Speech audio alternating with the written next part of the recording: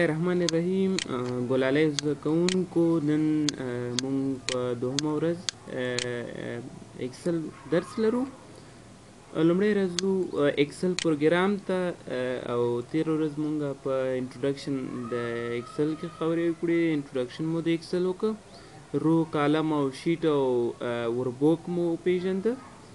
نن راځو پیسټ کمانډ ته. په اکسل کې موږ سره کوم پیسټ کمانډ چې دی په ده باندې به پیسټ کمانډ دغه سره دغسې ډیفرنټ دي، مختلف والی لري د ورډ پروګرام سره. نو په دغه پیسټ کمانډس باندې به موږ نن څنګه کوو انشاءالله خبرې کوو.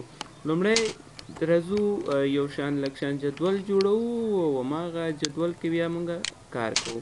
راځي لیکم چې آیټم، بل لیکم چې پرایس، بیا لیکم یونیټ او اماونټ.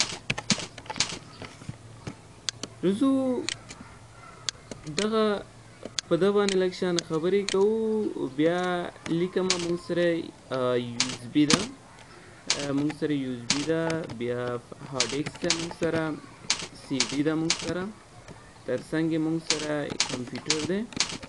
پرایس د ده چې دی قیمت یې چې دی پرایس قیمت ته ویل کېږي. په څونه پیسو باندې دا شوی دی 200. هارډ ډیسک 3000، 200 پی سي 12,000. څو یونټ دي، څو واحد، څو دانې موږ سره یوز بي دي ورته 2 دانې دي موږ سره، دا 3 دانې دي، 1 دانه دی او دا هم 4 دانې دي. اماونټ ټوټل پیسې چې تاسې غواړئ پیدا کړئ، تاسې به داسې کار وکړئ چې پرایس دا به ضرب کړئ په یونټ کې، تاسې سره به ټولې پیسې لاسته راشي. نو ورته ولیکئ ایکول پرایس ضرب شیفټ اتو سره د ضرب علامه راځي، بیا به یونټ انتخاب کړئ او انټر به یې کړئ. وګورئ موږ سره دا به لاندې فیل ډاون کې تاسې به ځان سره ډرا کړئ ځان سره. وګورئ موږ سره دغه قیمت څنګه شو، دا موږ سره لاسته راغلی. وګورئ ګلالۍ زده کوونکو راځو دا موږ څنګه کوو. دا موږ زه غواړم بل شیټ ته یوسم. د دې لپاره چې هلته یې ویسم نو دا به اول تاسې انتخاب کړئ، بیا به راشئ کاپي، دویم شیټ ته به راشئ، دلته به تاسې کلیک وکړئ، را به شئ دا به څنګه کوئ عادي حالات کې ځان سره پیسټ کړئ. وګورئ په پیسټ سره موږ سره ټول هر څه څنګه دی راغلل.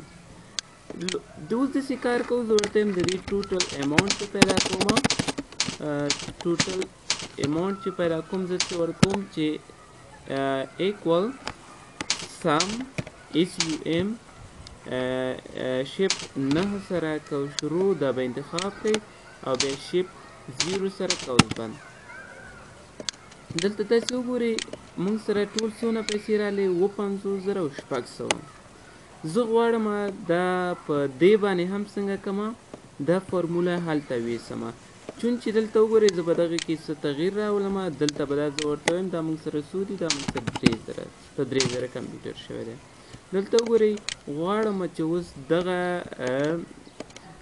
فارموله هلته کاپي کړم. د دې فارمولې د کاپي کولو لپاره باید موږ څه وکړو، تاسې به راشئ دا به کاپي کړئ در سره، بیا به دلته راشئ، دلته به دلته پیسټ ته به راشئ، دلته فارموله خالي تاسې څنګه کوئ ځان سره فارموله به ځان سره تاسې اصل کې ډېر دلته ځان سره څنګه کوئ کاپي کوئ. د دې لپاره زه یو بله طریقه کوو، دلته راځم دا اول انتخابوم، کنټرول سی، دویم شیفټ ته ځم او بیا دلته څنګه کوم کنټرول وی. راځو دغلته فارموله هماغه فارموله بیا راخلو، دا به کاپي کوئ ځان سره کنټرول سی سره، دلته به راشئ او بیا به یې دلته څنګه کوئ داسې فارموله ځان سره راولئ.